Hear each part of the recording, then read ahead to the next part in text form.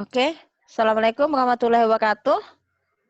Teman-teman, bagaimana kabarnya? Sehat-sehat? Waalaikumsalam warahmatullahi wabarakatuh. Iya, Alhamdulillah. bagaimana kabarnya? Assalamualaikum Sehat-sehat atau warahmatullahi sudah? wabarakatuh. Oke, Alhamdulillah. Waalaikumsalam. Iya. Aha. Mohon maaf ini, eh, apa nih saya keteteran ini pekerjaan ini apa RPP ini karena banyak hal yang harus saya urus. Ya, tapi tidak apa-apa. Saya berharap teman-teman kita saling memaklumi saja ya kondisinya.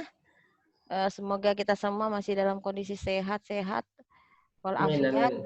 ya dijauhkan Amin dari Bu, amin. ya dari segala penyakit. Hari ini kita rilis materi ya, rilis materi. Ya, Bu. Oke, kita lanjut saja. Saya buka saja dulu ya sambil menunggu teman-teman yang mau di-admit. Oke, teman-teman sekalian, Assalamualaikum warahmatullahi wabarakatuh. Waalaikumsalam warahmatullahi wabarakatuh. Oke, saya meminta kalau di kolom chatnya sudah baguskah jaringannya? Sudah kedengaran suara saya? Bagus, Bu, bagus. Audionya dengan screen-nya udah bagus ya? Oke, kalau bagus kita apa namanya reaction thumb, reaction pakai ini Pak tangan, Ibu, supaya saya lihat siapa yang bagus kondisinya dan kurang bagus. Ini sudah ada 20 ya partisipan kita, sudah ada 20 peserta, tinggal 10 ya. Siapa tadi yang menghubungi saya sudah masuk ya? Sudah masuk atau belum? Saya tadi yang telepon. Oh, Ibu Andi. Oh iya, Bu Andi, mohon maaf ini agak molor waktunya. Saya dari Samata bekerja-kerjaan dengan waktu ini. Iya, Anda itu aja informasi Gusti, pancen Iya. ada sampai. Iya, mungkin karena paham ke ya lagi berduka barangkali dimaklumi saja Lagi deh berduka, Bu ya. Iya. Saya juga baru ingat dong lagi berduka, kasihan dipaham jadi mungkin juga baru panitia yang lain juga apa. Oke, Pak Lendi. Oke, Assalamualaikum warahmatullahi wabarakatuh. Alhamdulillah, puji dan syukur kita panjatkan kehadirat Allah Subhanahu wa taala bahwa pada siang hari ini kita masih diberi kesempatan, kekuatan untuk menjalani kegiatan ini sampai akhirnya kegiatan ini nanti. Salam serta salawat kita panjatkan kehadirat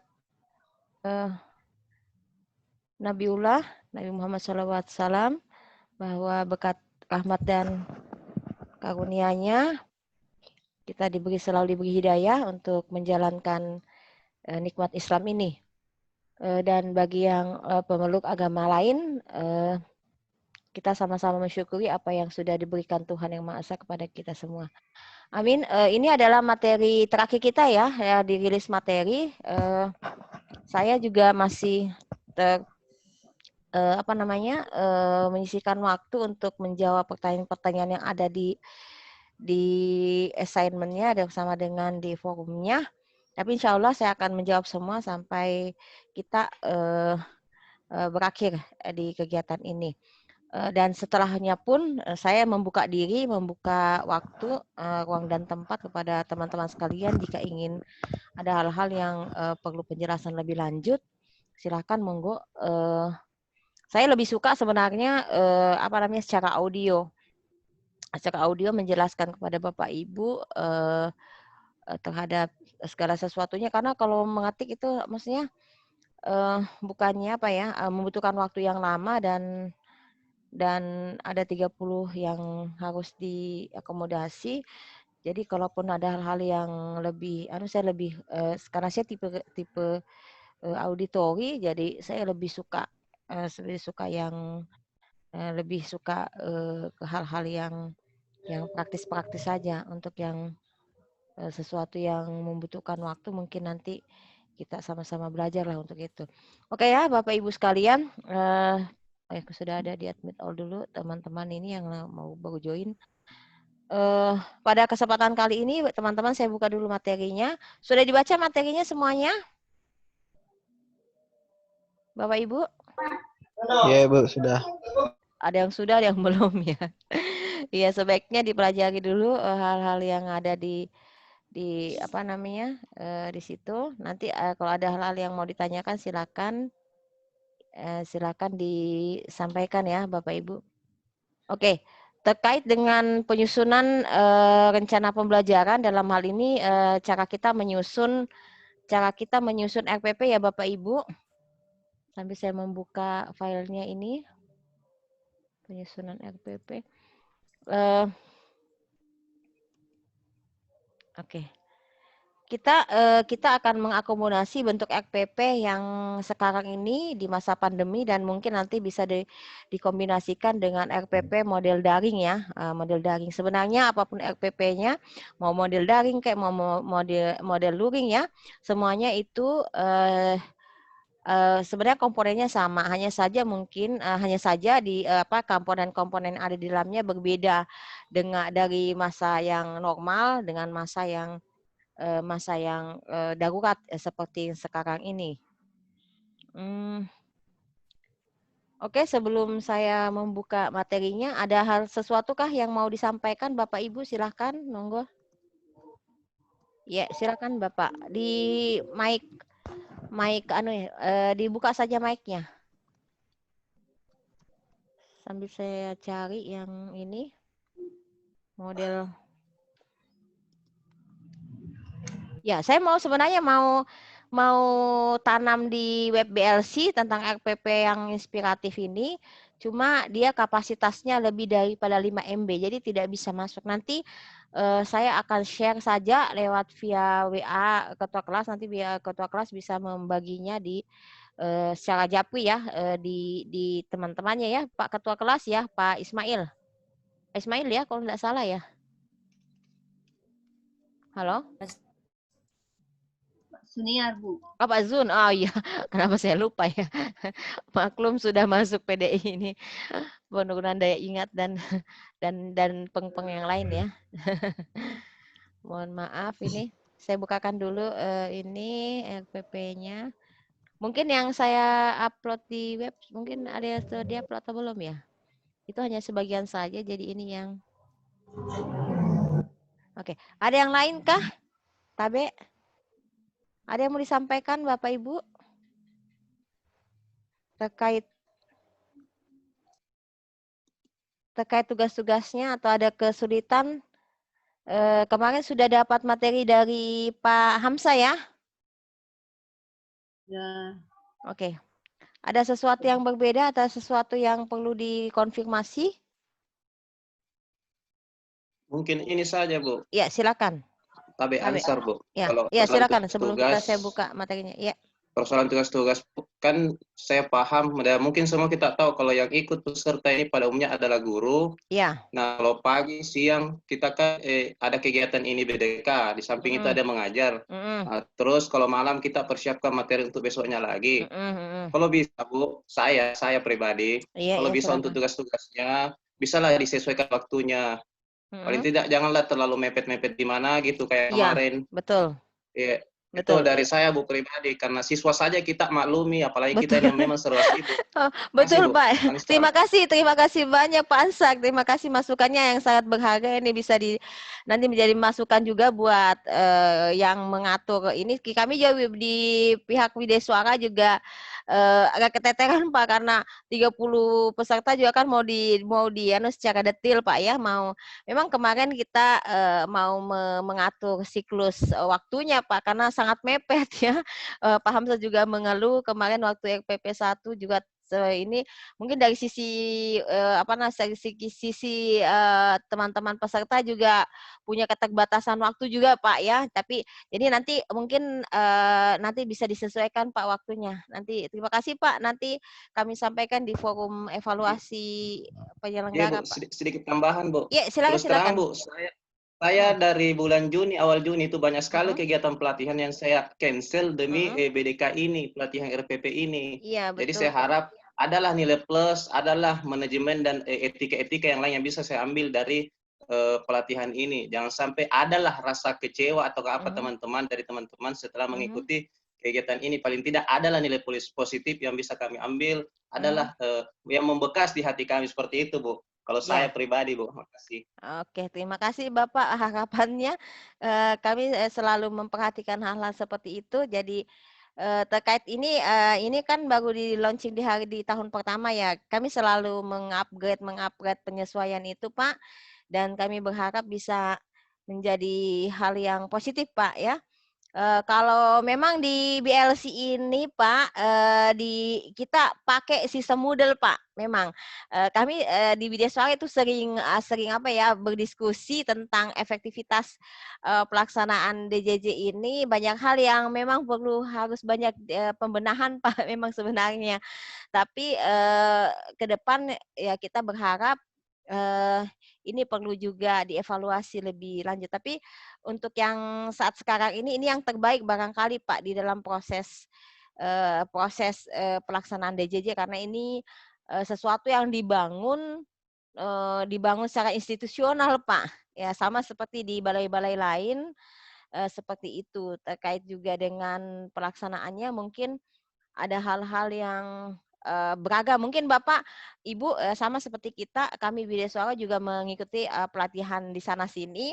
Ada hal-hal yang baik yang bisa kita ambil. Kalau ada hal-hal yang kurang baik, itu kita jadikan pembelajaran untuk diberikan masukan. Karena kami sebagai lembaga pelatihan memang sangat membutuhkan masukan-masukan yang baik Pak untuk pengembangan, karena kita kan adalah satu keluarga ya Pak ya, satu keluarga di Kementerian Agama. Insya Allah Bu, ya, kami akan memberikan masukan. Betul Pak, karena masukan dari peserta sangat kami hargai dan sangat berharga buat kami Pak. Jadi untuk saat ini mungkin ini yang terbaik, ini yang harus kami jalankan Pak, dan kami bisa evaluasi Pak ya dari pihak Bideswara sebagai pengampunya, dan juga ini bisa nanti didengar oleh pihak decision maker-nya, pengambil kebijakan Pak. Kalau kami di Bideswara sebagai pelaksana pembelajarannya ya ada hal-hal yang kurang mungkin bisa kami perbaiki dan kami sampaikan untuk perbaikan di kemudian hari. Untuk hal-hal yang lain sebenarnya banyak hal Pak. Saya juga banyak belajar di tempat-tempat lain. Ada hal yang perlu. Sebenarnya kemarin di RPP 1 saya memasukkan tools Pak. Ada beberapa tools terkait dengan pembelajaran interaktif sih. Pembelajaran interaktif yang bisa teman-teman lakukan di sekolah. Cuma pada saat saya diskusikan dengan pengembang ini Pak, web ini ternyata memang nggak bisa, karena pada saat saya menanam di sini di webnya itu dia selalu minta akses googling ke Google, ke akun saya. Sementara pada saat itu pasti teknisnya mungkin sangat panjang, jauh membutuhkan waktu yang banyak karena harus mengakses dulu 30 email peserta. Jadi saya pikir belum saya laksanakan dan belum saya coba lagi Pak. Tapi sebenarnya kalau secara teknis sebenarnya bisa Bapak lakukan di pembelajaran interaktifnya, karena yang namanya pembelajaran daring itu Pak sebenarnya kan yang harus dikemukakan, yang harus dikedepankan itu adalah proses interaksinya Pak ya. Proses interaksinya. Betul. Ya, proses interaksi. Jadi saya mengambil ada beberapa tools yang sebenarnya saya lebih nyaman kemarin pada saat pembelajaran daring itu. Ada beberapa kelas yang saya ikuti juga karena kami juga Bideswara harus banyak belajar Pak. Ya sebelum mengajar kami harus banyak belajar. Jadi kemarin itu via Google Classroom. Sebenarnya enak via Google Classroom untuk teman-teman guru itu.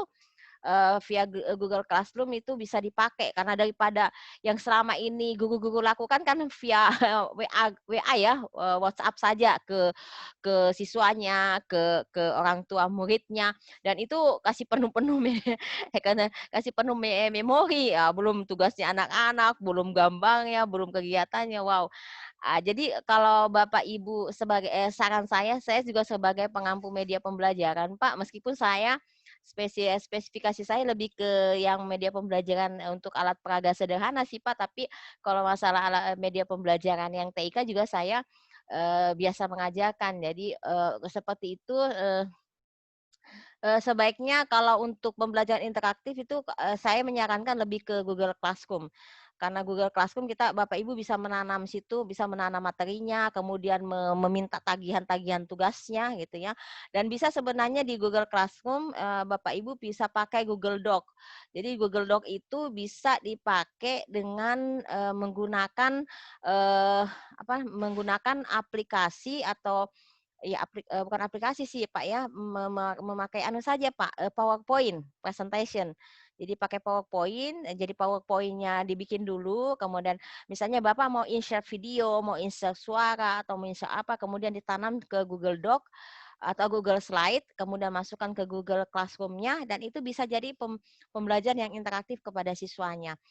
Juga bisa pakai aplikasi-aplikasi lain yang ada di internet. Kemarin saya mencoba memakai aplikasi Mentimeter, ada aplikasi Jamboard, ada aplikasi Flipgrid. Itu aplikasi-aplikasi yang bisa sebenarnya kalau di Google Classroom itu bisa ditanam ditanam, kemudian bisa dipresentasikan secara interaktif dengan siswa itu, dan itu sangat baik sekali, sangat baik sekali. Jadi kita bisa berinteraksi lebih lanjut dengan siswa-siswa kita, Pak. Jadi kalau saran saya seperti itu. Kemudian kemarin juga saya sempat mengikuti kelas pembelajaran untuk Microsoft 365 ya, Microsoft meskipun nggak tuntas gara-gara maksudnya karena saya banyak tersita waktu kemarin dengan pembelajaran DJJ ini dengan DJJ, dan kemarin ada apa ya ya sambil ngurus-ngurus disertasi juga Pak, karena sudah sebentar lagi mau promosi, jadi memang waktunya sangat mohon doanya semuanya teman-teman supaya saya dimudahkan. Amin, dimudahkan Bunda. Insya Allah untuk itu. Jadi kemarin sebenarnya di Microsoft 365 banyak sekali fitur-fitur yang bisa dipakai dan sangat sederhana dan simple serta complicated banyak ya, dan itu sangat sederhana pemakaiannya. Dan teman-teman, ada beberapa teman-teman guru madrasah yang saya tahu dia ikut juga di grup saya itu ikut ya, mungkin ada di sini kah? Ada. Saya ikut juga Bu di ya? Bulukumba. Oh, yang dari Iya, di Bulukumba Bulukumba ya? dia. Kan dia serentak Bu. Dia serentak se-Indonesia. Iya, di grup 365. berapa? Ya saya di grup berapa ya? Saya nggak sempat jadi saya di grup 1. di grup 1 ya. ya. Kalau nggak salah di grup 1 ya. Grup 1 ya. Oh Dia ya, lengkap bagus. fiturnya Bu. Betul, Bisa ada betul papan sekali. tulisnya, ada Betul. Teams-nya. Ya, ada Teams-nya, ada Sway-nya gitu ya Pak ya. Terus-terusnya enak ya. Iya. Ada Sway-nya, ada. Dan siswa tidak perlu ini. Betul. Input lagi, upload apa? Download lagi, sisa share link. Bisa ya, bisa share link. Ya, bisa share link, betul Pak. Jadi bisa ada Sway-nya, ada Teams-nya. Jadi masuk sih, cuma saya belum terlalu detail mempelajari itu karena saya masih di permukaan-permukaannya dulu. Nanti ada waktu saya mempelajari lebih lanjut. Di Microsoft 365 yang penting kita sudah, apalagi guru-guru penggerak ya, dikasih akun dari Microsoft. Jadi ada akunnya dan bisa dipakai di sekolah-sekolahan gitu. Itu kalau untuk yang apa namanya, kalau yang apa saya dulu admit ini ada teman, oke. Yang bisa secara institusional bisa, secara pribadi juga bisa, tapi bagusnya secara institusional. Tapi kalau misalnya kita belum ada akun ke Microsoft 365, kita bisa pakai yang saya sarankan tadi dengan ya dengan Google Classroom sih, ya. Kalau untuk Zoom meeting seperti ini, karena kayak Zoom meeting seperti ini kan dia premium, Pak. Kalau Zoom meeting yang gratisan itu biasanya kan hanya 45 menit. 45 menitan ya, dan sangat terganggu dengan waktu yang ada, sementara kita ya pada saat kita mengajar kadang kita untuk manajemen waktu kadang kita masih ingin menerangkan segala sesuatunya kepada peserta didik kita. Jadi Bisa pakai misalnya mencoba pakai Google Meet ya, Google Meeting di situ ada bisa pakai aplikasi-aplikasi yang ada di Google. Jadi sebenarnya antara ini Microsoft 365 sebenarnya dengan Google Classroom ya, dengan Google kan sekarang sedang apa ya, sedang bersaingnya gitu ya, apa namanya, meraup peminat yang banyak. Jadi segala hal yang penting satu saran saya, di masa-masa daring seperti ini kita tidak jangan terlalu pesimis lah menghadapi segala sesuatunya. Banyak hal yang bisa kita gunakan di internet, itu banyak hal yang bisa Bapak Ibu pakai selain yang biasa kita pakai gitu ya. Jadi kita lebih banyak mengembangkan diri dengan apa namanya, layanan-layanan yang ada di internet. Ya tentunya yang positif buat kita dan buat peserta didik kita. Itu sih kalau saya Bapak Ibu menyarankan. Oke, kita sudah 29 orang. Bagaimana Bapak Ibu? Kita mulai saja atau bagaimana? Iya, Bu, kayaknya sudah bisa dimulai, Bu. Oke, terima kasih Bapak. Oke, kita mulai dulu ya. Assalamualaikum warahmatullahi wabarakatuh. Nah, saya sudah buka tadi. Terkait dengan penyusunan RPP, Bapak Ibu,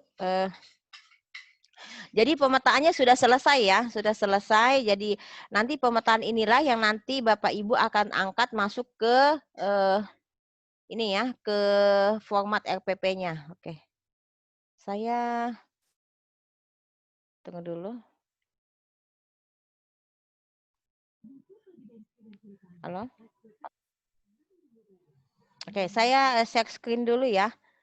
Share screen dulu ke materinya. Teman-teman yang sudah membaca materinya, ini.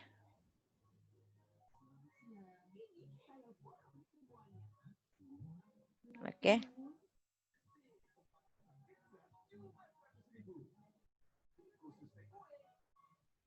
Oke. Sebenarnya ada yang seperti ini Bapak, Ibu, saya mau pakai ada aplikasi Padlet yang bisa Bapak Ibu pakai misalnya untuk interaktif kepada siswanya. Cuma kemarin saya tidak sempat membuatkan ininya ya. Sebenarnya bisa kalau Bapak Ibu membuka aksesnya, saya mencoba menyusun ini dengan misalnya meminta Bapak Ibu menceritakan pengalamannya ya dalam menyusun RPP. Bisa dilihat Bapak Ibu presentasinya? Halo? Bisa, Bu. Bisa ya? Bisa. Bisa. Saya tidak bisa. Saya tidak apa namanya preview ya, karena biasa kalau preview hilang. Jadi nanti ini Bapak Ibu bisa pakai seperti ini, yang seperti saran saya kalau misalnya Bapak Ibu pakai di Google Classroom. Jadi buatkan PowerPoint-nya seperti ini, kemudian pakai aplikasinya di sini, kemudian minta siswanya untuk mengklik langsung di sini ya. Di halaman situsnya, maka mereka bisa menuangkan misalnya tentang pengalamannya gitu ya, seperti itu.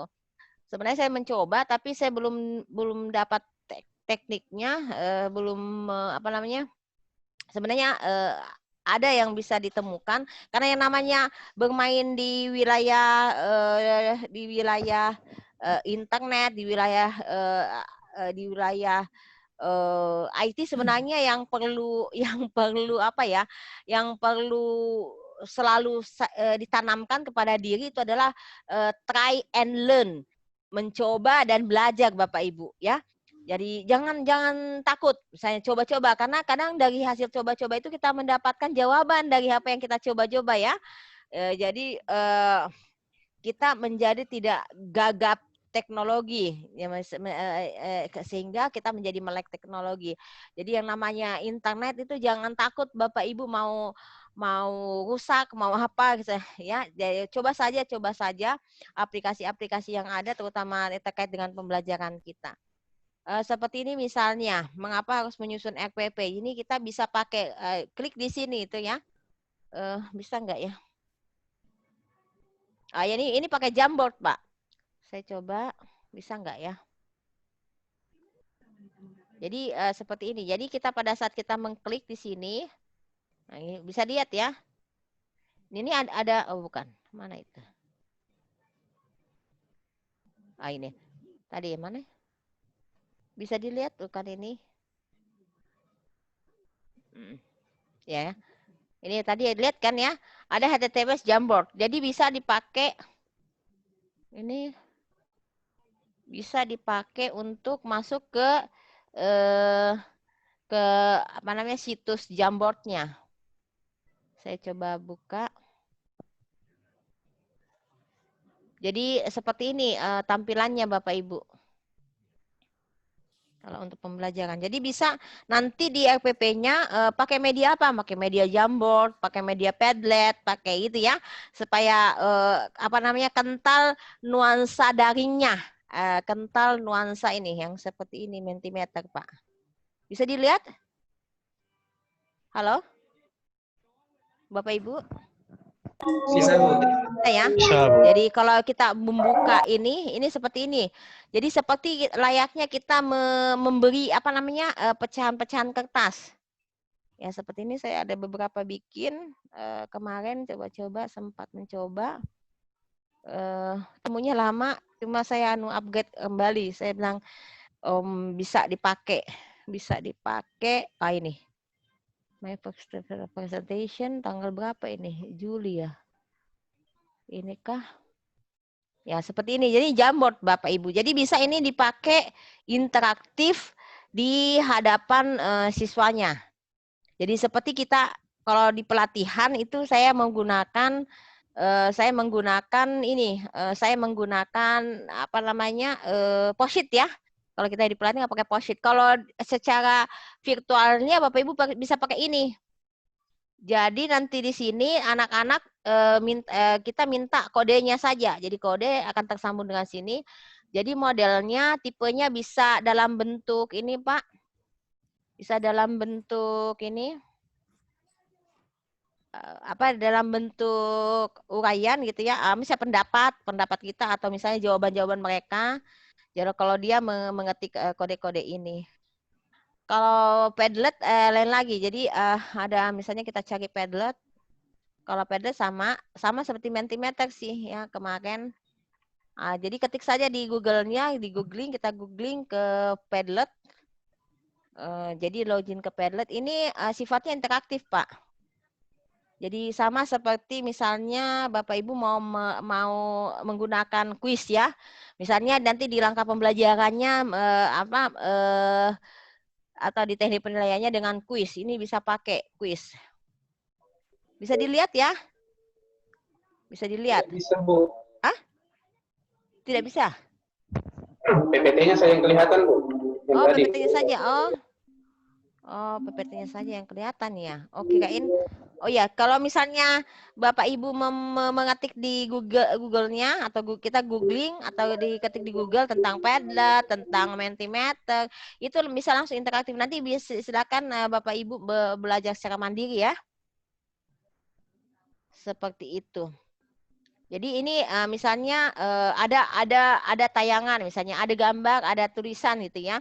Kemudian di sini toolsnya Bapak Ibu mau menuliskan apa? Kalau ini dilihat ya, dilihat presentasinya Bapak Ibu, ya? Iya, Bu, dilihat. Ya, dilihat. Oke. Itu maksud saya. Jadi seperti ini misalnya ada gambar, ada tulisan, kemudian ini pakai tools. Jadi kita tidak pakai kalau di kelas nyata kan kita pakai kertas ya. Kalau ini enggak. Jadi ini kita pakai secara digital. Jadi anak-anak akan interaktif, akan senang.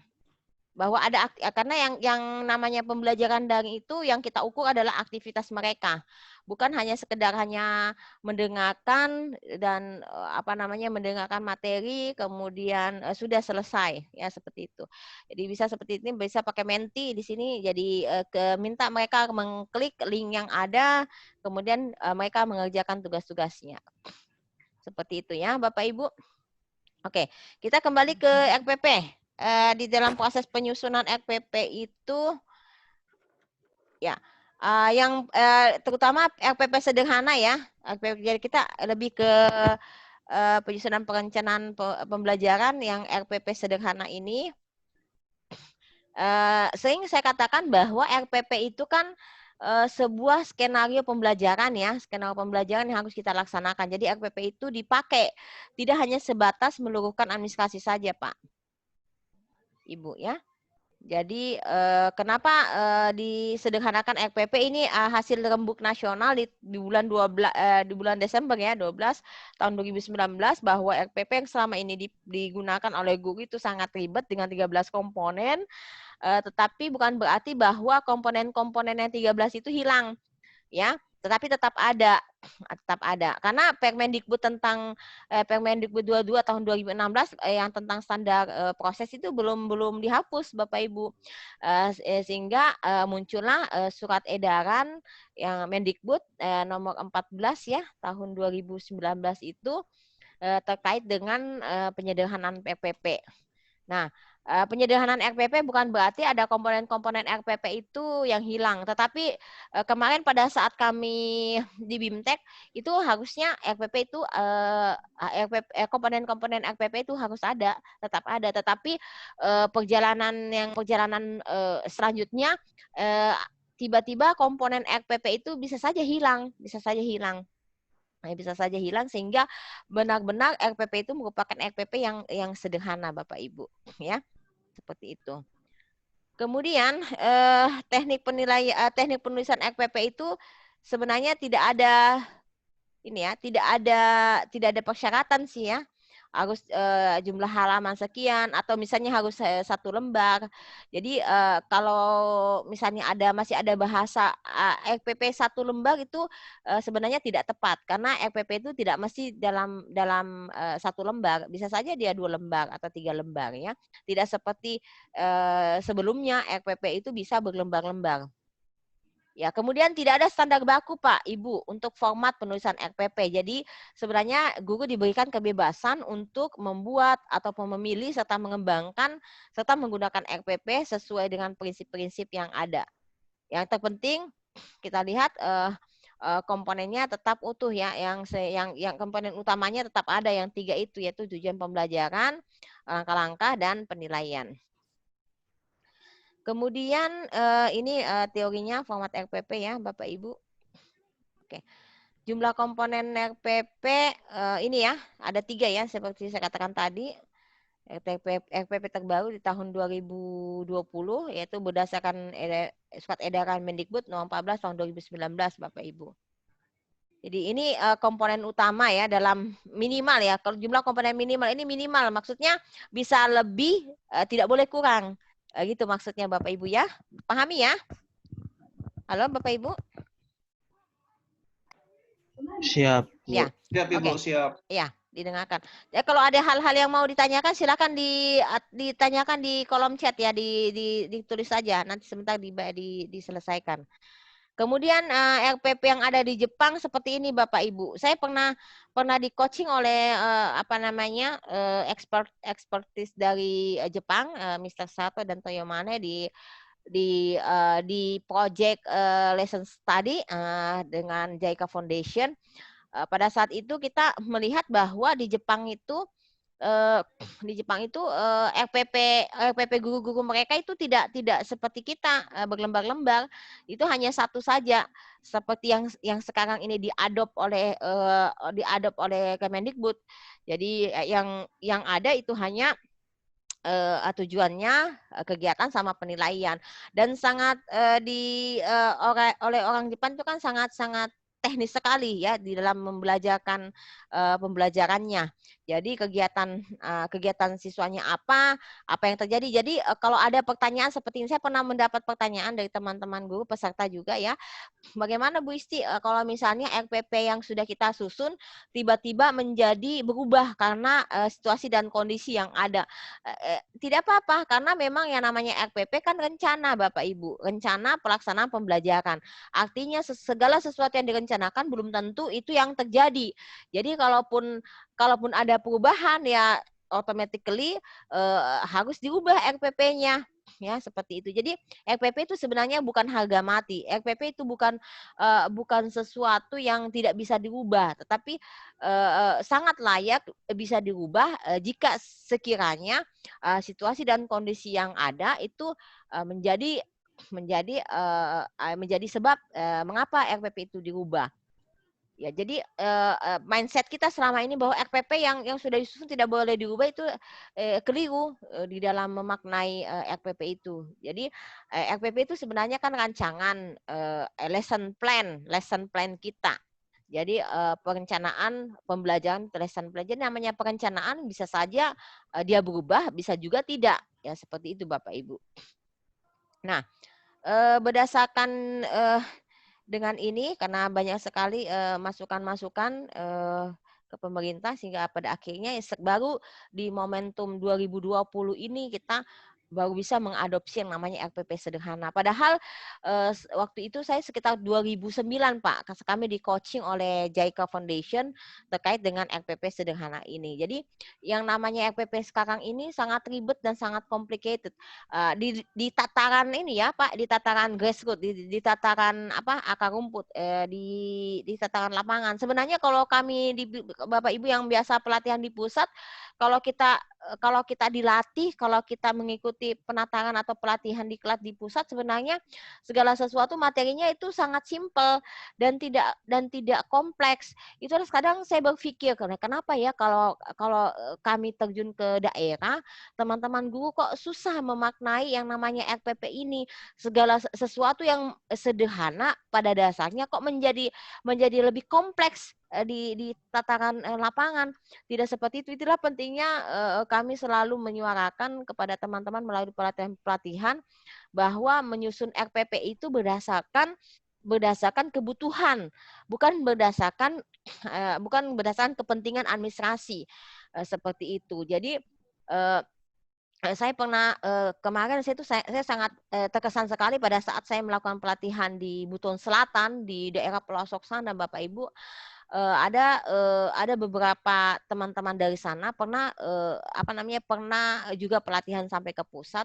Dia mengatakan kepada saya, Bu Isti, teknik-teknik yang dilatihkan di sini itu saya baru tahu seperti itu, padahal saya malang melintang di pelatihan di pusat seperti ini, tapi kok secara praktisnya saya dapatkan di sini bagaimana mulai dari menyusun program tahunan, program semester, masuk ke pemetaan sampai ke RPP. Saya baru tahu seperti ini cara menyusun IPK, saya baru tahu memilih teknik penilaian sampai saya menyusun instrumen penilaiannya di sini. Dan itu sesuatu hal yang sangat membanggakan dan sesuatu hal yang sangat berkesan, dan saya mensyukuri itu bahwa ada sesuatu hal yang bisa dibawa mereka pulang dan bisa diaplikasikan. Yang terpenting kita mengikuti pelatihan tidak hanya sekedar mengikuti sesuatu yang formalitas, tapi ada sesuatu yang bisa kita dapatkan dan bisa kita aplikasikan di ruang-ruang pembelajaran kita. Seperti halnya tadi Pak Ansar berharap bahwa di pelatihan ini ada sesuatu yang bisa kita pakai, Pak. Jadi segala sesuatunya pelatihan apapun itu prinsipnya tadi ATM, ambil, tiru, dan modifikasi. Ambil baik-baiknya, tiru baik-baiknya, modifikasi sesuai dengan kebutuhan Bapak Ibu sekalian. Ya silakan Pak Tabe. Tabe Ibu, ada teman yang ikut mau join, masih menunggu di lobby Bu. Oh masih, sorry. Ya saya fokus ke sini sih soalnya ya, mohon maaf ya. Mana tadi itu? Iya, makasih. Ingatannya mana ya? Tengah. Oke. Oh ya, ada 2 orang ini mana Mi? Masih menunggu. Ya ribet juga ya ini apa namanya. Oke, saya stop dulu share-nya. Ada Ibu Mila. Ibu Mila ada Ibu Mila. Oke, ribet Bu Mila. Ini ada apa peserta ya yang biasanya jaringannya keluar masuk ya. Jadi harus oke. Seperti itu Bapak Ibu ya. Terkait dengan penjelasan saya apa namanya ini RPP-nya. Jadi RPP itu harus dimaknai sebagai sebuah kebutuhan. Sekali lagi saya tekankan bahwa sebagai sebuah kebutuhan. Jadi format yang ada silakan di-adopt, kemudian Bapak Ibu akomodasikan sesuai dengan kebutuhan. Saya butuh format ini enggak ya? Kalau saya tidak membutuhkan ya saya tidak menuliskan. Buat apa menuliskan kalau sesuai format itu tidak akan saya butuhkan. Semisal saya sering menceritakan ada format misalnya di tengah nyelip, kolom itu ada, tetapi kolom itu tidak saya butuhkan ya, saya buang saja gitu. Atau saya tidak tuangkan di situ di format saya. Atau misalnya format keterangan biasanya paling tinggi sekali. Itu saya biasa menceritakan dulu waktu saya jadi guru, saya tidak pernah malas bikin kolom keterangan. Karena buat apa saya bikin kolom keterangan kalau misalnya di situ nggak ada isinya gitu ya. Sehingga saya pernah ditegur pengawas saya, Ibu Isti, kenapa enggak pakai kolom keterangan? Saya bilang, ya butuh apa saya bikin kolom keterangan, Pak, kalau misalnya keterangan itu tidak pernah saya isi dan tidak ada keterangan, karena isi kolom-kolom yang ada sebelumnya sudah jelas, Pak, informasi yang saya butuhkan, informasi yang saya tuangkan ke sini. Jadi dulu saya termasuk guru yang bandel, Bapak Ibu, suka juga ya. Dan enggak seperti itu, memang harus tetap dituliskan di buku keterangan kalau memang formatnya seperti ini. Ini formatnya standar apa enggak? Enggak juga, enggak bisa jawab kan seperti itu. Tapi enggak apa-apa lah. Ini sebuah pembelajaran, jadi jangan ditiru hal-hal yang kurang baiknya ya Bapak Ibu ya. Ya. Oke, kemudian ada pertanyaan Tabe di kolom chat ini, Tabe Ibu, bagaimana sebenarnya prosedur yang standar terkait pembuatan RPP? Oke. Untuk 1 semester ya, untuk kebutuhan 1 semester di bundel. Oke, misalnya besok kita mau mengajar. Oke, sebenarnya secara teknis itu tidak ada ketentuan yang standar ya Bu, tetapi sebenarnya RPP itu kan dibuat untuk kebutuhan kita mengajar, Jadi sebaiknya RPP itu memang disusun untuk kebutuhan kita mengajar, karena kita akan menyusun sebuah rencana pelaksanaan pembelajaran untuk pertemuan atau untuk per harinya seperti itu. Tapi sekiranya Ibu mau membuat dalam kategori misalnya untuk kebutuhan 1 semester atau setengah semester lah, atau untuk kehitungan 1 bulan, monggo-monggo saja, silahkan saja. Jadi itu bisa dikatakan secara teknisnya, teknis apakah Ibu, Bapak mau menyusunnya dalam konteks dalam konteks satu bundel untuk kebutuhan ini atau tidak. Jadi itu diserahkan lagi kepada teman-teman guru yang mau melaksanakannya. Kalau memangnya mau membuat misalnya di awal tahun ajaran setelah membuat program tahunan, membuat program semester, kemudian membuat pemetaan, langsung masuk ke RPP-nya yang sudah melalui proses-proses itu, ya monggo silakan saja. Tapi misalnya kalau nanti RPP-nya disusun pada saat mau menjelang mau mengajar juga bisa saja, sah-sah saja. Kalau saya dulu saya punya teknik Bu, Bapak, pada saat saya mau membuat RPP itu per minggu. Jadi kesempatan hari Sabtu atau hari Minggu, hari Ahad itu saya pakai untuk menyusun RPP itu RPP per minggu. Jadi minggu itu saya pakai sambil istirahat, sambil melihat-lihat itu, kemudian membuat RPP-nya untuk kebutuhan 1 minggu. 1 minggu itu. Seperti itu sih. Jadi tekniknya silakan Bapak Ibu berimprovisasi sesuai dengan kebutuhannya. Begitu ya Bapak ya, Bapak Mufli ya, Pak Mufli. Atau mungkin ada dari teman-teman yang lain punya pengalaman lain, karena selama ini juga biasanya kita terikat ya sama aturan atau kebijakan sekolah atau madrasah. Biasanya ada juga madrasah yang menginginkan bahwa RPP itu semua sudah selesai per semester atau selesai per tribulan ya, seperti itu. Silakan saja ikuti aturan yang ada atau kebijakan-kebijakan yang ada atau polisinya, silakan. Tetapi kalau untuk kebutuhan teknisnya itu sebenarnya itu disesuaikan lagi dengan dengan kebutuhan kita sebagai guru. Begitu Pak Mufli jawabannya. Begitu ya Pak Mufli, atau ada yang mau dikonfirmasi Pak Mufli, Tabe? Itu aja saya mau tanyakan, apakah ada prosedur yang standar memang atau memang diserahkan kepada gurunya sendiri. Prosedur apa maksudnya? Prosedur dari aspek mananya Pak Mufli? Itu tadi Bu, yang maksudnya apakah memang harus itu RPP itu misalnya harus selesai 1 semester sebelum masuk mengajar? Iya, tidak? Pak. Iya. Oh ya, prosedurnya sebenarnya di dalam menyusun RPP kan mulai dari pemetaan Pak Toh. Pemetaan itu dimulai dari analisis SKL KIKD-nya, baru masuk ke baru masuk ke RPP-nya, baru kita membuat instrumen. Setelah menyusun instrumen penilaian ya sudah selesai pekerjaan kita. Tinggal kita melaksanakan apa yang sudah kita tuliskan kan gitu. Jadi kata kuncinya, jadi tuliskan apa yang mau kita lakukan apa yang kita mau tuliskan gitu Pak. Ya seperti itu. Jadi kalau ada segala sesuatunya yang berubah, itu sah-sah saja Pak di dalam penyusunan RPP ini. Kemudian di RPP ini, jadi RPP-nya coba saya share screen ya. Saya share screen ini untuk model RPP inspiratif ya ini. Ada yang enggak ya? Oh ini. Mana? Oh ini. Saya ambil dulu ya factory-nya di sini ya. Di sini ada RPP inspiratif. Bisa dilihat Bapak Ibu?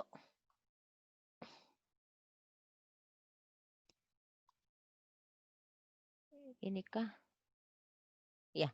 Karena ini besarannya agak besar. Jadi caranya nanti saya sudah menanam tuh assignment-nya. Jadi apa yang Bapak Ibu sudah lakukan di pemetaan, itu pula yang nanti Bapak Ibu angkat masuk ke RPP-nya.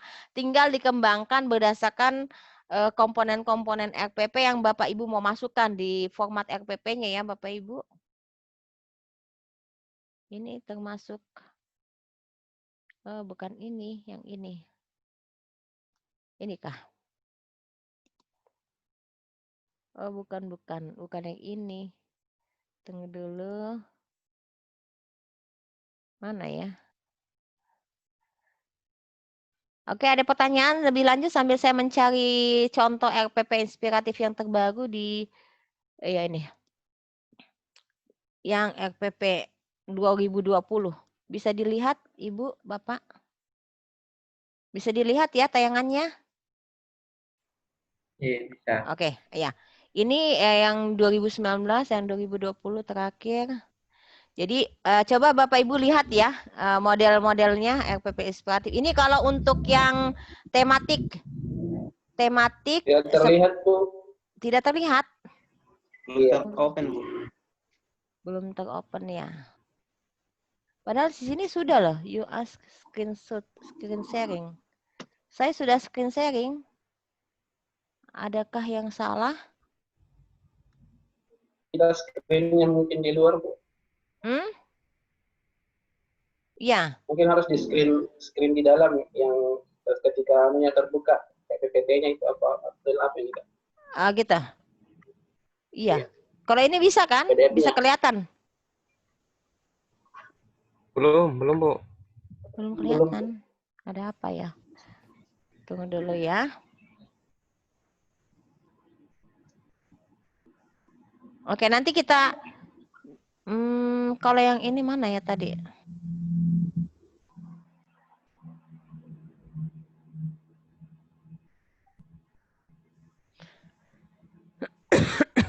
Tunggu dulu sebentar kalau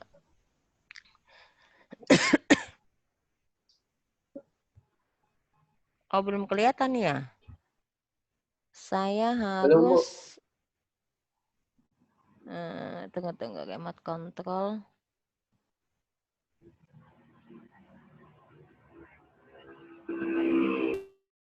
Apa ya?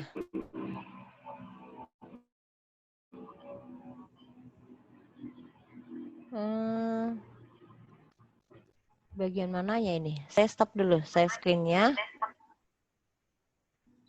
Oke, tadi yang kelihatan belum kelihatan ya ini ya RPP PAUD-nya, RPP inspiratifnya. Belum kelihatan ya. Belum, Bu. Belum. Iya. Oke. Oke, sambil saya menunggu ini anunya, mungkin apa karena jaringan kali ya, karena saya sudah share screen.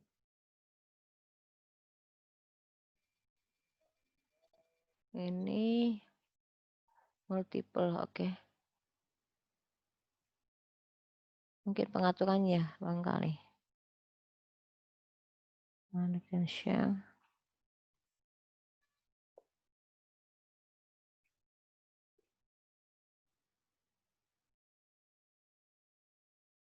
Oke.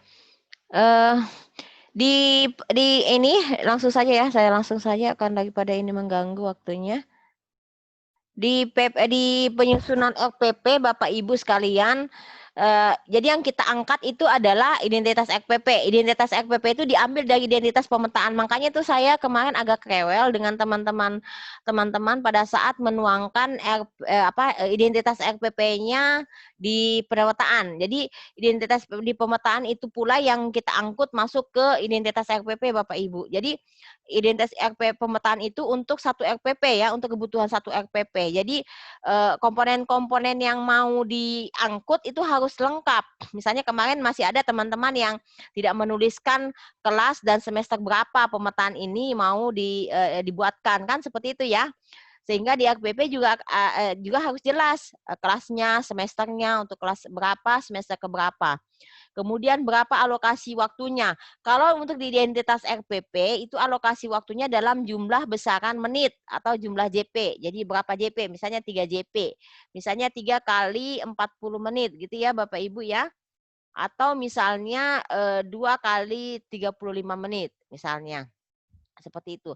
Kemudian tidak dipakai lagi dalam kurung satu pertemuan, tidak seperti itu. Jadi langsung saja misalnya mau menambahkan di identitas RPP itu pertemuan ke berapa? Pertemuan pertama kah atau pertemuan kedua kah? Seperti itu. Silahkan. Jadi seperti itu, identitas RPP itu harus lengkap komponen-komponen informasi yang Bapak Ibu mau tuangkan di situ. Kemudian masuk ke tujuan pembelajaran. Nah, di tujuan pembelajaran itu Bapak Ibu selayaknya menuangkan IPK. Jadi IPK itu dipakai untuk ini ya, dipakai untuk ini. Saya mau share screen dulu ini. Jadi tujuan pembelajaran itu dipakai untuk ini Pak ya, untuk dipakai untuk mengetahui tujuan pembelajaran yang ada. Jadi di tujuan pembelajaran itu bisa pakai media, bisa pakai model, bisa pakai pendekatan ya Bapak Ibu. Sedangkan kalau di IPK kan hanya KKO plus materi saja. Seperti itu. Kemudian di kegiatan pembelajaran itu langkah konkretnya. Jadi tidak terlalu banyak pakai kalimat-kalimat yang panjang dan dan berliku gitu ya. Berlikaliku gitu. Tapi langsung saja menohok pada kegiatannya apa. Kemudian penilaian langsung saja copy paste dari pemetaan. Jadi di penilaian itulah pentingnya kita melakukan pemetaan karena kita langsung saja mengangkat apa yang sudah kita lakukan pemetaan masuk ke RPP. Kemudian nanti tugasnya Bapak Ibu membuat instrumen penilaian yang akan dibawakan oleh Pak Hamzah ya. Kemudian membuat RPP sekarang itu persis, bukannya persis ya, ada modelnya yang persis sama dengan infografis ya. Jadi RPP sekarang itu tidak kaku, hanya hitam putih ya, hanya hitam putih yang sifatnya formal, tetapi RPP yang diakomodasi di tahun 2020 dengan namanya RPP inspiratif itu bisa dalam bentuk infografis. Jadi saya sengaja membuatkan template. Silakan Bapak Ibu mengembangkan lebih lanjut template yang terkait dengan model-modelnya. Ya, coba dilihat ini, bisa dilihat screen-nya Bapak Ibu? Bisa Bu, bisa. Bisa ya, oke ya. Bisa Bu, Pak Ketua mau coba. masuk. Oh, Pak Ketua mana? Tidak masuk Pak Ketua. Sudah dari tadi itu Bu. Oh dari tadi, kasihan. Kok dong, iya. Mana Pak Zun? Oh, saya habis sholat kali ya? Oh, Pak Zun ya, oke. Oke, karena begini, ini apa namanya? Saya masukkan dulu di share screen-nya ya.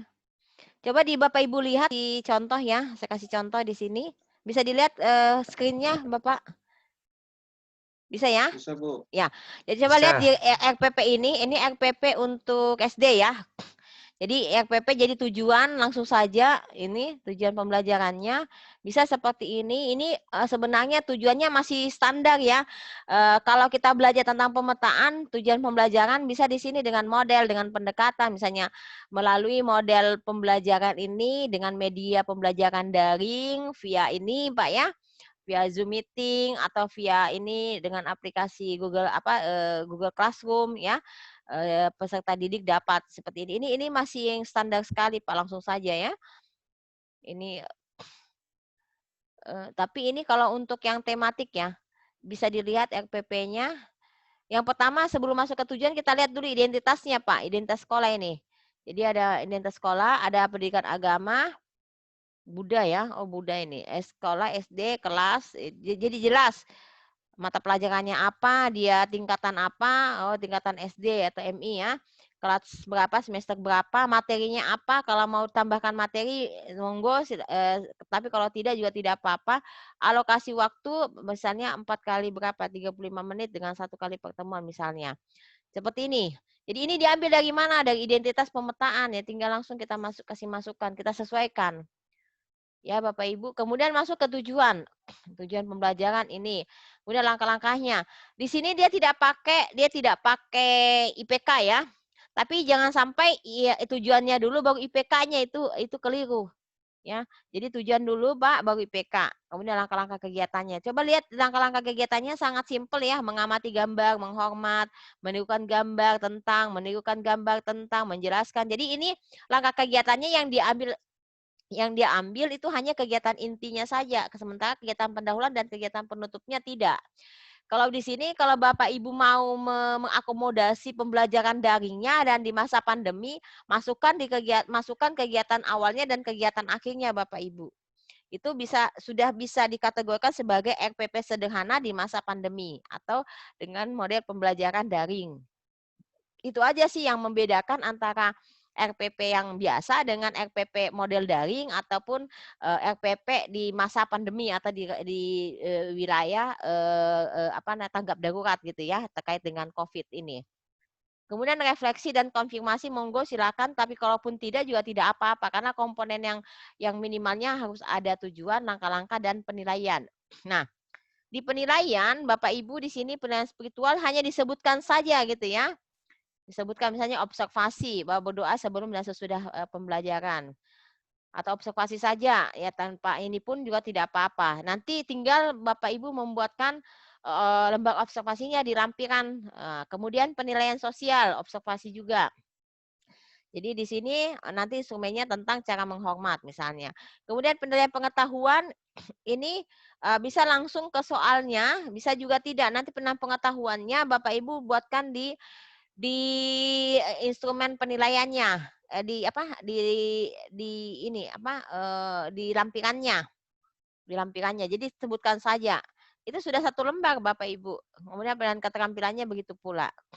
Ada model yang lain yang bisa ditawarkan. Jadi formatnya tidak kaku dan tidak baku, Pak. Jadi silakan Bapak Ibu berimprovisasi dengan RPP-nya. Coba lihat di sini model yang sama-sama tematik SD ya.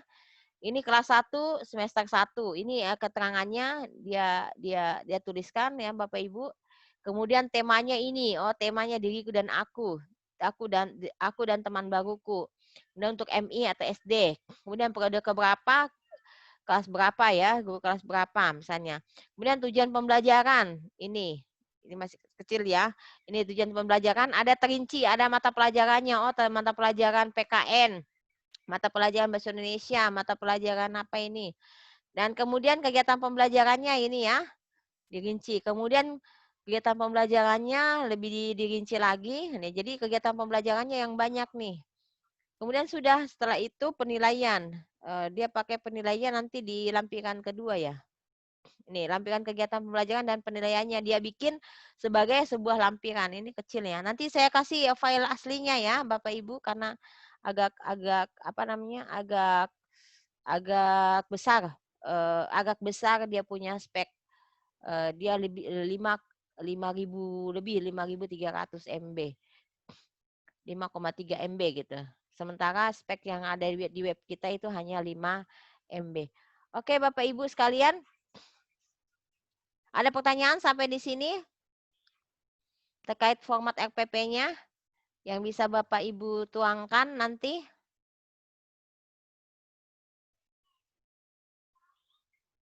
Halo? Halo Bapak Ibu? Sudah masuk semuanya kan? Iya, Bu. Ya, sudah masuk semuanya ini 31 orang. Oke. Pak Mufli menunggu, enggak ada yang menunggu di admit. Oke. Oke, adakah pertanyaan dari penjelasan yang sudah saya sampaikan terkait nanti tugasnya?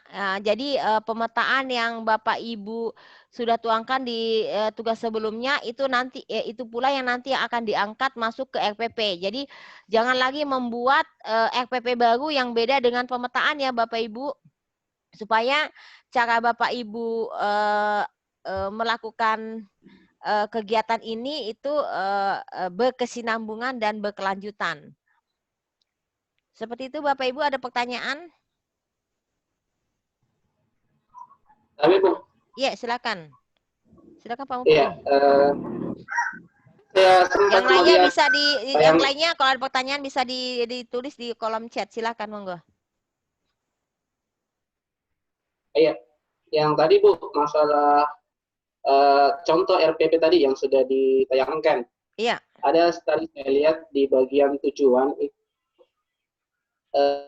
ada subjeknya saya lihat itu. Apakah itu termasuk boleh seperti itu Bu? Di tujuan, iya. Maksud saya subjek ada apanya? Subjeknya. Langsung saja kata KKO di situ Bu, saya lihat yang tadi. Oke. Di tujuan. Oke, bisa Pak. Jadi di tujuan, jadi RPP ini kan sifatnya fleksibel Pak ya. Kalau RPP sederhana itu sifatnya fleksibel, dia tidak mengikat. Tetapi secara teorinya itu secara teorinya itu sebenarnya di tujuan itu dia punya rumusan subjek yaitu peserta didik ya. Ada komponen yang masuk di dalamnya. Jadi komponen-komponen yang ada di Permendikbud 22 tahun 2016 itu sebenarnya tidak hilang. Dia masuk di tujuan. Jadi tujuan itu dia berisikan subjeknya di peserta didiknya, kemudian ada model, ada atau pendekatan atau media ya, atau metode gitu.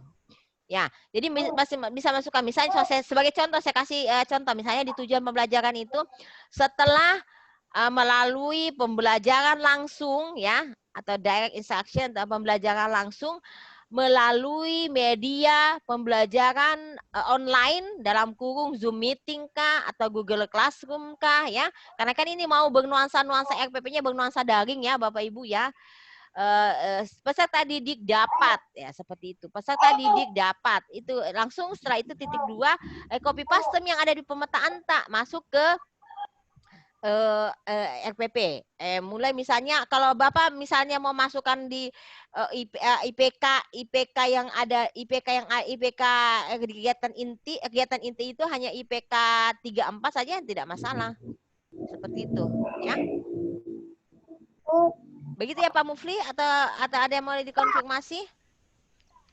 Iya Bu, yang selama ini kan yang saya tahu juga kalau di tujuan itu rumusnya tadi juga sempat disebut sama tentang ABCD itu Bu, audience, audience, behavior, condition, and degree, ya betul. And degree, ya. Degree. Apakah itu untuk RPP sederhana itu tidak menganut lagi itu Bu? Oke. Sebenarnya di RPP sederhana masih menganut rumusan seperti itu ya, rumusan ABCD. Karena ABCD kenapa? A-nya audience ya peserta didiknya, B-nya adalah behavior ya. Behavior itu lebih kepada pembentukan perilakunya ya, pembentukan pembiasaannya. Jadi bisa dipakai dengan menggunakan KKO, KKO yang ada di sikap misalnya Bapak Pak Mufli ya. Jadi KKO yang ada di sikap, bisa juga yang ada di pengetahuan maupun di keterampilan. Conditionnya lebih ke kondisinya ya. Kondisi sama seperti misalnya kalau di apa namanya? Kondisi pembelajarannya lebih ke mana ya? Kalau di tujuan itu lebih ke medianya, lebih ke modelnya gitu ya Pak, lebih ke pendekatannya itu kondisinya. Kemudian degree-nya itu tingkatannya. Jadi menyusun tujuan pembelajaran itu yang sama seperti menyusun IPK, mulai dari yang sifatnya real sampai ke sifatnya yang abstrak, atau dari tingkatan yang mudah ke tingkatan yang lebih sulit seperti itu. Atau misalnya Bapak menggunakan degree ini untuk menyusun tujuan pembelajaran yang berbau HOTS ya, high order thinking skill seperti itu Pak. Jadi bisa bermakna itu. Jadi ABCD itu sebenarnya tetap diadop oleh RPP sederhana ini. Hanya saja dia bentuknya lebih sederhana Pak, lebih simple. Lebih simple. Seperti itu. Begitu ya Pak Mufli ya. Itu jawaban saya. Atau ada yang mau dikonfirmasi lagi teman-teman yang lain?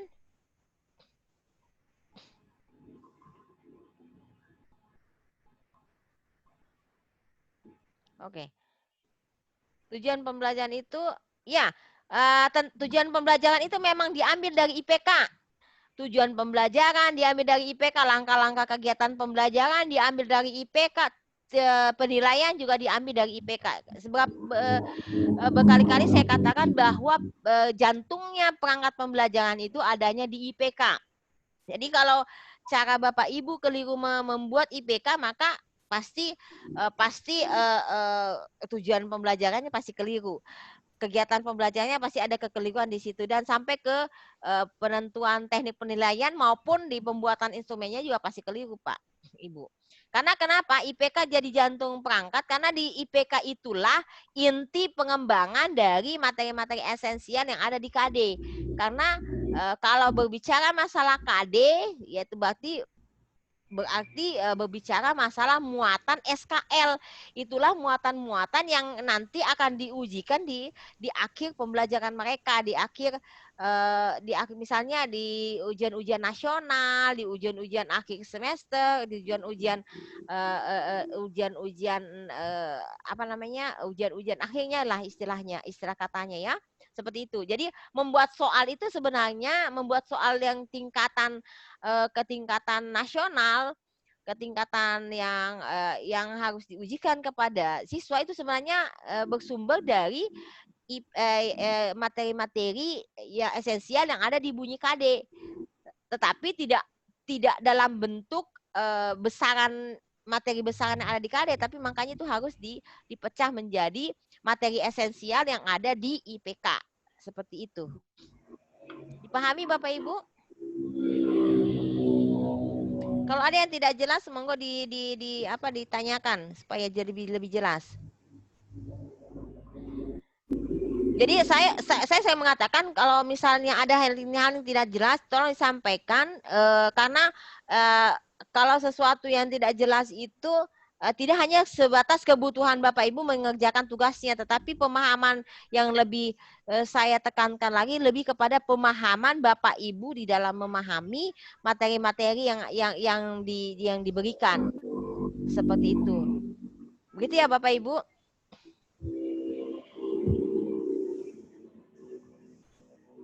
Ada lagi?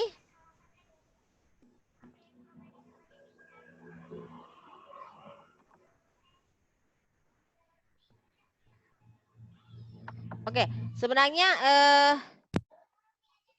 oke. Atau saya share dulu ya RPP ininya, RPP bentuk RPP mananya. Saya kasih masukkan dulu di WA grupnya, di ketua kelas Pak Zun ada Pak Zun, hadir Pak Zun. Pak Zun mana Pak Zuner? Pak Ketua?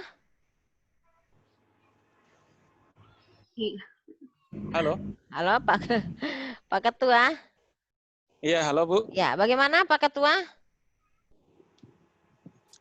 Ini saya mau tanyakan Bu. Ya, silakan. Di sekolah saya ini kan Madrasah Ibtidaiyah. Masuki semester ini kami menyusun RPP karena masa Ibtidaiyah ini kan luring. Ya. Kami belum bisa daring. apalagi di daerah daring ya. Luring. Oh, luring, oke. Karena belum bisa untuk mereka operasikan IT karena masih kecil. Jadi kan kami ini sudah cari RPP, contoh RPP sederhana, model daring, luring. Nah, namun ada teman-teman yang saya lihat juga di media sosial, ada yang luring dan ada juga yang kombinasi. Yang saya tanyakan apa perbedaannya itu Bu?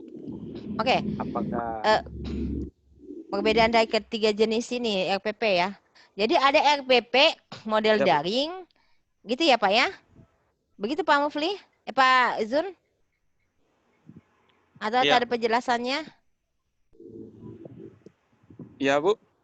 Ada penjelasan lebih lanjut dari yang mau disampaikan Pak?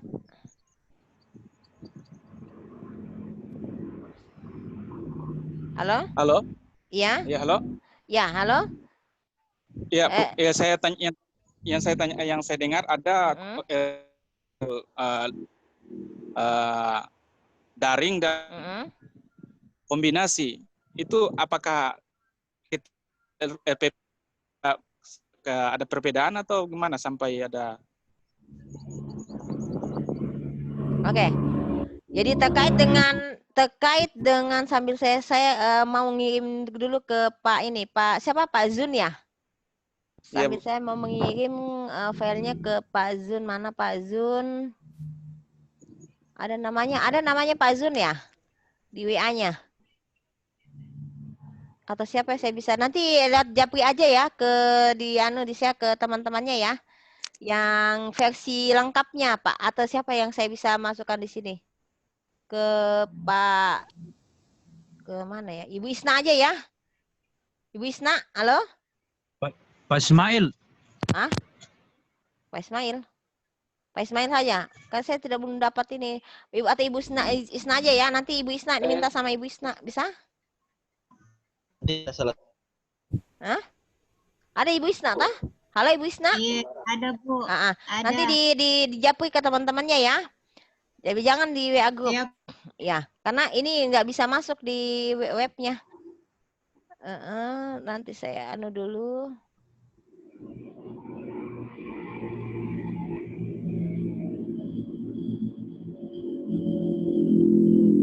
Oke, saya menjawab pertanyaannya ini sambil saya cari-cari dulu file yang saya mau share. Mana ini? Saya mau menjawab pertanyaannya tadi Pak Zun ya. Jadi ada RPP model daring, ada RPP model luring ya. Daring itu dalam jaringan Pak. Kalau luring itu luar jaringan. Jadi jangan sampai ada yang keliru di dalamnya karena sudah ikut pelatihan ya. Jangan sampai ada yang lain penyebutannya. Jadi ada daring, ada luring.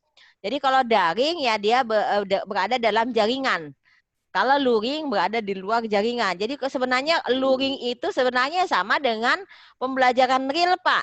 Ya, pembelajaran real. Seperti biasa, ya. Jadi face to face, ya, face to face. Mana ini materinya? Sambil karena saya multitasking, jadi agak. Kemudian dari sini, Pak. Saya cari dulu ini RPP-nya mana ya? Kok nggak ada ya? Tunggu dulu. Pak, mana aja online kok. Mana ya disimpan di mana tadi ya? RPP 1 lembar. Sebenarnya bukan RPP 1 lembar ya. Nanti di sini bukan 1 lembar ya. RPP inspiratif aja yang saya kasih nama ya. Inspiratif. Oke. Ini aja. Saya sudah di Ibu Isna nanti ya, silakan yang lainnya bisa dilihat-lihat. Apa yang mau ditanyakan silakan monggo. Oke, sekali lagi saya langsung menjelaskan ke Bapak ya, ke Pak siapa? Pak Zun. Terkait tadi luring kan sudah ya. Jadi luring sebenarnya luar jaringan itu sama seperti pembelajaran real, Pak, pembelajaran face to face. Langsung bertemu dengan siswa ya, itu. Jadi bentuk RPP-nya ya seperti biasa, Pak, seperti biasa, seperti sebelum ada corona. Itu pembelajaran luring sebenarnya.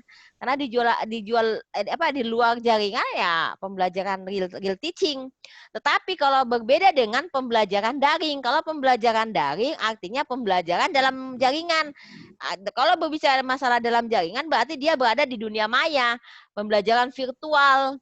Pembelajaran seperti ini adalah pembelajaran daring. Jadi RPP-nya beda, Pak.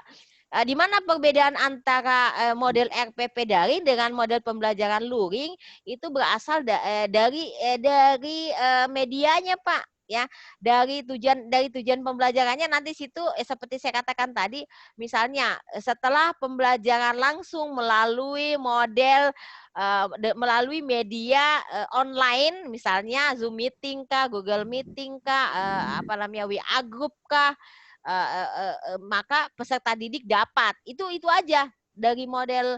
Jadi ada muatan-muatan online-nya, ada muatan-muatan virtualnya. Tetapi kalau pembelajaran luring di luar jaringan berarti melalui pembelajaran. Jadi dengan model pembelajaran langsung peserta di pembelajaran langsung peserta didik dapat ya, atau dengan pendekatan saintifik peserta didik dapat. Itu aja. Seperti itu, Pak. Jadi bedanya di konteks kalimat yang Bapak Ibu tuangkan di dalam tujuan ataupun di dalam nanti langkah-langkah pembelajarannya. Misalnya di langkah pembelajarannya ada misalnya peserta didik membuka aplikasi tentang Jamboard atau membuka aplikasi atau berinteraksi dengan Padlet atau membuka materi yang ada di Google Classroom ya dengan kode ini. Ya itu aja sih, Pak. Kalau ada langkah-langkah pembelajaran seperti itu ya pasti RPP itu adalah model RPP daring dalam jaringan. Tapi kalau misalnya RPP itu yang biasa-biasa saja seperti halnya kita membuat RPP yang dalam kondisi normal, itu namanya pembelajaran luring. Ya hanya saja karena sekarang di masa seperti ini lagi trending topiknya pembelajaran daring ya pasti ada lawan katanya pembelajaran luring. Padahal pembelajaran luring itu adalah pembelajaran yang selama ini kita lakukan, Pak. Pembelajaran di era normal. Ya, sekarang pembelajarannya kan lebih kepada pembelajaran di masa pandemi dan itu kan sudah ada surat surat edaran Dirjen Pendis ya, belum KMA. Surat edaran Dirjen Pendis terkait kurikulum madrasah kurikulum madrasah di masa darurat ya, kalau nggak salah saya pernah membacanya sekilas seperti itu. Jadi muatan-muatan yang ada di kurikulum madrasah itu yang membedakannya nanti di langkah pembelajarannya itu, Pak. Di kegiatan awal, Bapak Ibu sebagai guru harus menanyakan kondisi kesehatan anak-anak dalam kondisi fisik maupun psikisnya yang dalam kondisi sehat walafiat, dalam psikis yang siap belajar, psikis yang bagus. Itu, Pak. Terus yang di bagian akhir, di bagian kegiatan akhirnya, Bapak Ibu harus selalu mengingatkan sebagai guru mengingatkan kepada siswa untuk selalu taat pada protokol kesehatan. Memakai hand sanitizer, memakai masker jika keluar rumah, kemudian selalu atau sering-sering mencuci tangannya. Itu, Pak, itu yang membedakan RPP itu di masa pandemi, di masa daring ataupun di masa luring. Itu penjelasan saya, Pak Zun, terkait apa yang Bapak tanyakan. Jadi harus jelas peruntukannya. Oke, Pak Zun? Jelas, Pak Zun? Halo? Oke, kalau Pak Ismail ya, kalau yang pertanyaan Pak Zun yang ditangkap Pak Ismail terkait kombinasi ya, kombinasi antara pembelajaran daring dan pembelajaran luring. Oke, kalau kombinasi antara daring dengan pembelajaran luring berarti blended, Pak, blended learning, ya, blended learning. Jadi ada offline-nya dan ada online-nya, gitu ya. ada offline dan ada online. Jadi kalau terkait dengan offline dan online itu adalah blended learning, berarti ada range waktu, ada durasi waktu di mana siswa itu mengerjakan tugas-tugasnya secara offline, ya. Dan pada saat tertentu Bapak Ibu melakukan pembelajaran online seperti ini. Jadi sebenarnya kalau di pembelajaran kalau pembelajaran yang blended learning sama seperti kami pernah mengadakan DJ. Kalau seperti ini e-learning, Pak. Electronic learning yang sifatnya online full, ya, karena kami juga, saya punya pengalaman dulu DJJ dengan model blended, sebenarnya itu lebih nyaman Pak buat dari sisi peserta dan dari sisi widya suaranya juga. Kalau di blended learning jadi ada offline dan ada online. Jadi offline itu pada saat anak-anak dengan gurunya itu bertatap muka langsung, face to face di ruang kelas. Sedangkan kalau online-nya dia harus melalui virtual. Apakah dengan Zoom meeting? Dulu belum dikenal Zoom meeting seperti ini, video conference, Pak. Karena dulu alat-alatnya mahal. Saya terlibat di DJJ online offline yang blended learning itu sekitar tahun 2011 2012, Pak. Waktu itu. Jadi saya pernah dapat daerah Sidrap sama Bau-Bau. Bau-Bau saya monefnya di sana. Jadi pada saat itu sama seperti ini, Pak. Jadi kita sebagai guru itu membuat materi secara online yang bisa diakses oleh siswa. Sama seperti di Google Classroom sih Pak, ya, dia mirip-mirip dengan Google Classroom. Jadi kita menanam materi di Google Classroom, kemudian siswa dapat mengakses materi-materi itu kapan saja, ya, kapan saja. Kemudian dia mengerjakan tugasnya secara online kapan saja, ya, kapan saja. Jadi waktu itu maksudnya durasi waktunya itu fleksibel, sangat fleksibel. Setelah beberapa waktu dia melakukan pembelajaran secara online seperti itu, ada waktu-waktu tertentu kita melakukan pembelajaran offline. Ya, kita bertemu, jadi dijadwalkan, tanggal misalnya minggu ketiga atau minggu kedua kita akan offline, pembelajaran offline, kita bertatap muka langsung. Jadi siswa datang ke sekolah, gurunya pun datang ke sekolah, melakukan proses pembelajaran. Itu namanya offline, pembelajaran offline. Seperti itu namanya blended, Pak. Blended itu namanya luring kan, dijual di luar jaringan. Jadi yang Pak Ismail maksudkan itu namanya blended learning, itu seperti itu. Itu yang kami lakukan dulu DJJ, model DJJ blended di tahun 2011-2012, Pak. Jadi itu modelnya.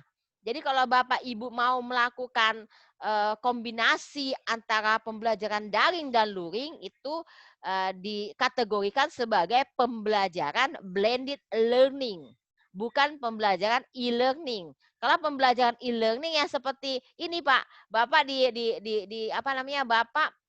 Bapak difasilitasi dengan pembelajaran dengan sistem Moodle, ya, kemudian pada waktu-waktu tertentu ada rilis materi, ada review materi, itu bentuknya full e-learning seperti itu, Pak. Meskipun nanti assignment-nya, penugasannya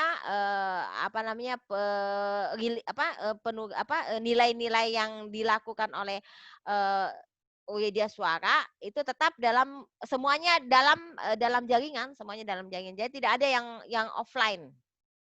Gitu ya Pak, penjelasannya ya Pak ya. Dipahami Pak Ismail?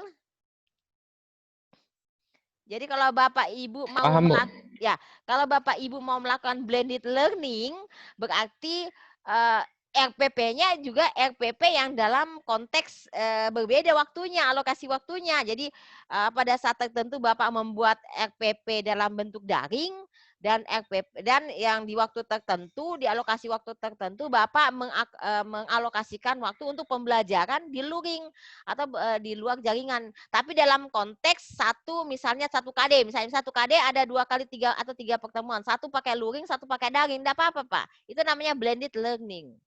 Seperti itu ya Pak Ismail ya. Ya, pertanyaan yang bagus Siap, Bu. Pak. Siap. Ya. Oke. Ada lagi yang lain?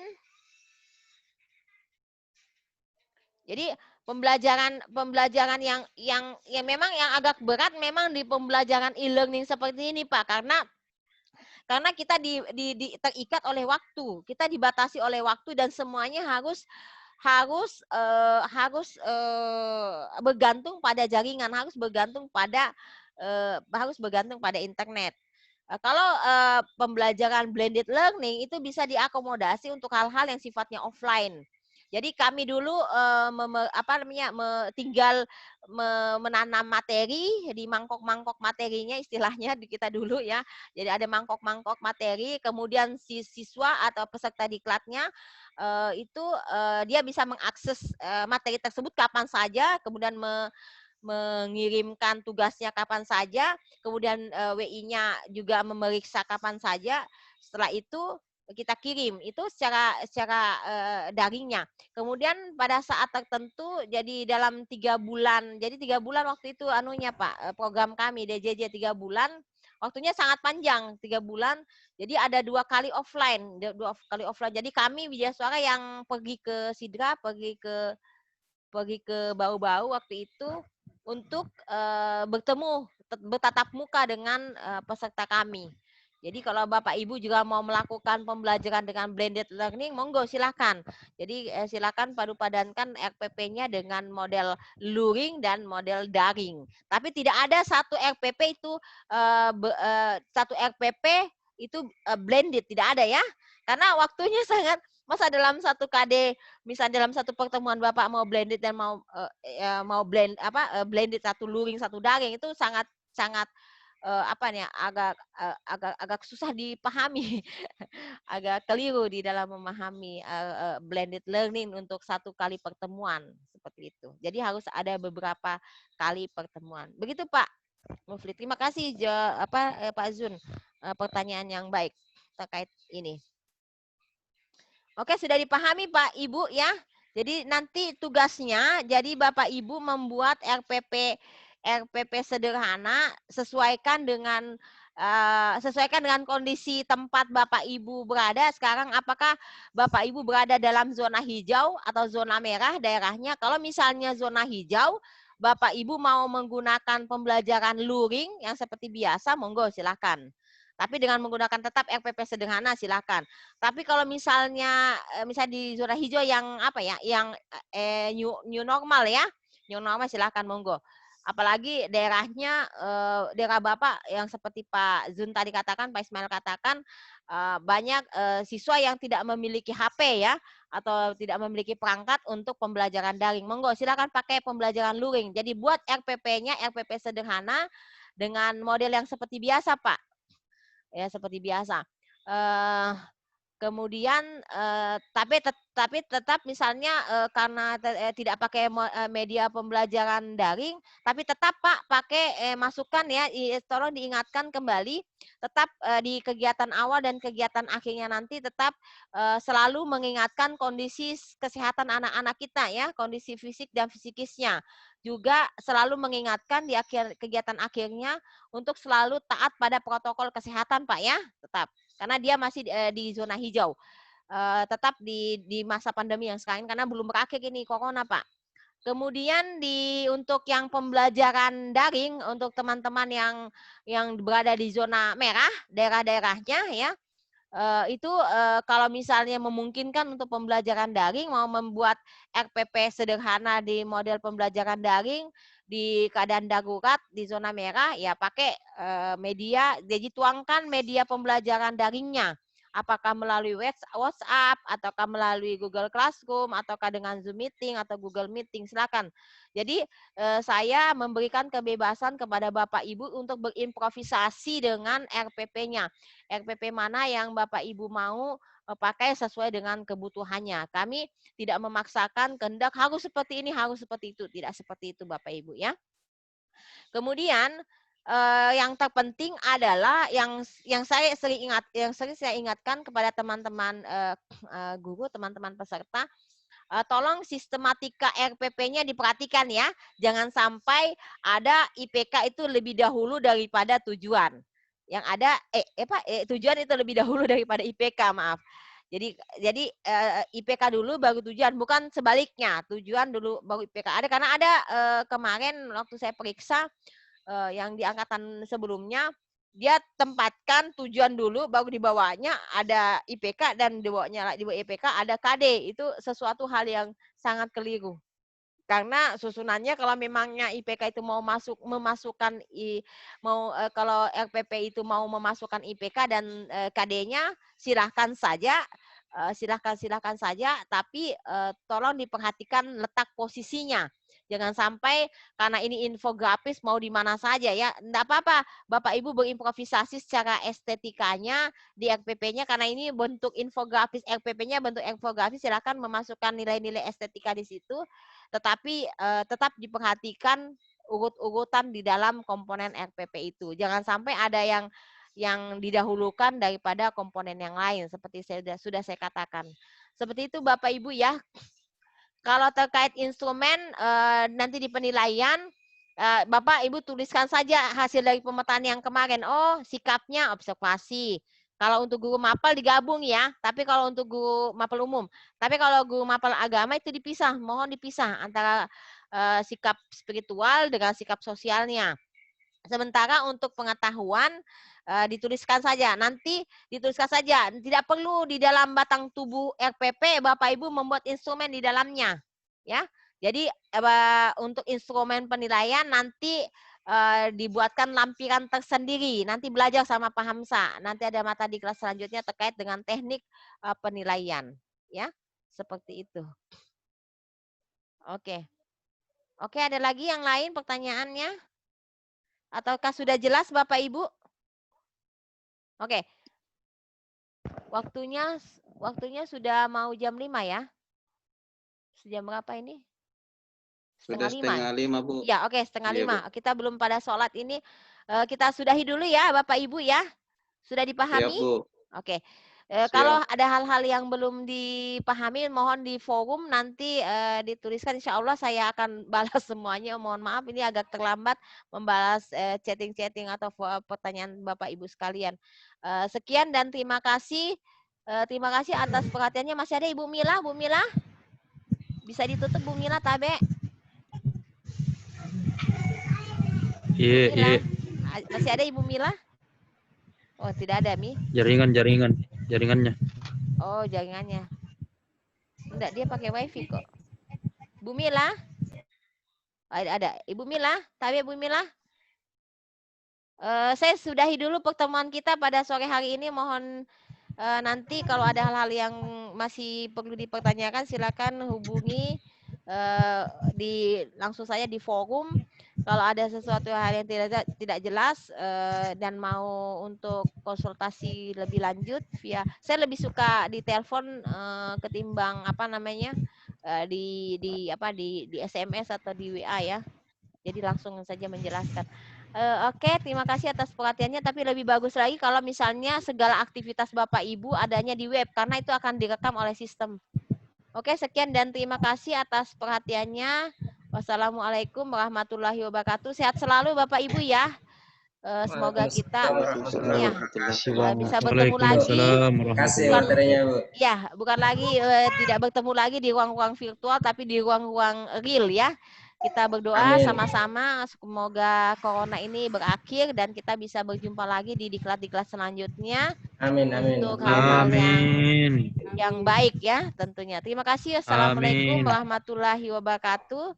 Waalaikumsalam warahmatullahi wabarakatuh. Ya, terima kasih. Wassalamualaikum warahmatullahi wabarakatuh. Makasih, Bu. Ya, sehat selalu ya Bapak Ibu ya. Tetap jaga kesehatan. Tetap jaga protokol kesehatan. Terima kasih. Wassalamualaikum warahmatullahi wabarakatuh. Waalaikumsalam warahmatullahi wabarakatuh. Ya. Waalaikumsalam. Oke, Yandi. Ada yang sudah bisa mengisi absen kah?